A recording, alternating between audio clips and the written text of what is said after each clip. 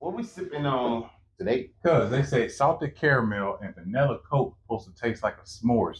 But since we ain't got a vanilla Coke today, we're gonna do the Dr. Pepper vanilla. And we're gonna try it out, see if it still tastes like a s'mores. So you think Dr. Pepper and Coke the same? I mean, Dr. Pepper got more flavors, but we can get the hint of can it still represent a s'mores by combining them two together. All right. Let's see if. All right. Hey, S'mores. cheers. I'm feeling like more.